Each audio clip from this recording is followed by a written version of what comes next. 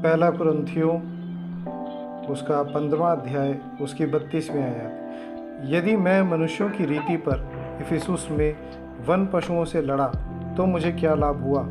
यदि मुर्दे जलाए नहीं जाएंगे तो आओ खाए पिए, क्योंकि कल तो मर ही जाएंगे। आज के समय में कई लोग हैं जो कि जब वचन प्रचार करते हैं वे लोग मुर्दों और जिंदों का इंसाफ के बारे में कुछ भी प्रचार करना नहीं चाहते हैं। वे लोग यह नहीं बताना चाहते हैं कि एक अनंत नरक है जिसमें वे लोग जलाए जाएंगे, जिसके बारे में प्रकाशित वाक्य में साफ साफ लिखा है, बार बार लिखा है। यीशु मसीह ने प्रचार करा है कि अगर उनके मन में पाप है तो वे सिर्फ और सिर्फ नरक में ही जाएंगे।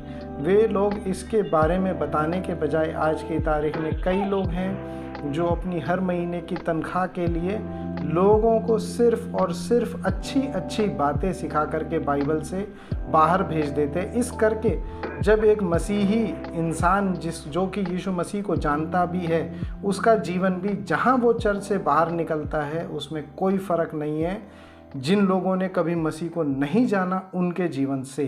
क्यों?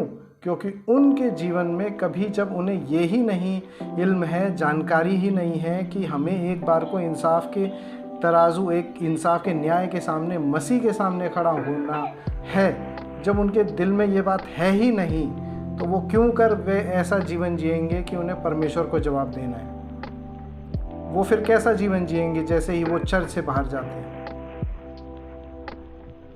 आज आप इस वचन की तरफ अपना मन फिराओ। आप इस वचन को अगर आप सुनते हो, पढ़ते हो, तो अपना चाल चलन आपको मसीही जीवन में कैसा रखना है वे आप वचन में देखो, मसीह में देखो, इस बाइबल में देखो जो आप लोगों को दी गई है, बजाय इसके कि किसी ऐसे इंसान की सुनो जो आपको सिर्फ अच्छा करने के लिए, अच्छा जीवन जीने के लिए सिखाता है। आप सिर्फ वचन की तरफ मन फिराओ।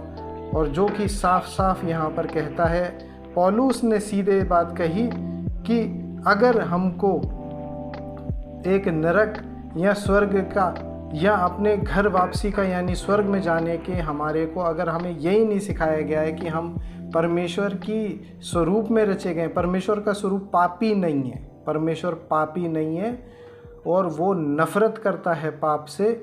लेकिन अगर हमारे को यही नहीं पता है कि हम जब बनाए गए थे हम परमेश्वर के समान पवित्र थे, जैसा पहला पत्रस में भी लिखा है, पवित्र बनो क्योंकि मैं पवित्र हूँ। अगर यही वचन हमारे मनों में नहीं है तो हम क्यों कर एक मसीही जीवन जिएंगे?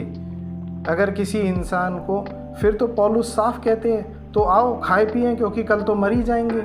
उसके बाद ना तो स्वर्ग है, ना नरक है, ना परमेश्वर का घर है। तो फिर क्यों कर यीशु मसीह ने बार बार इस बारे में लोगों को बताया कि मन फिराओ।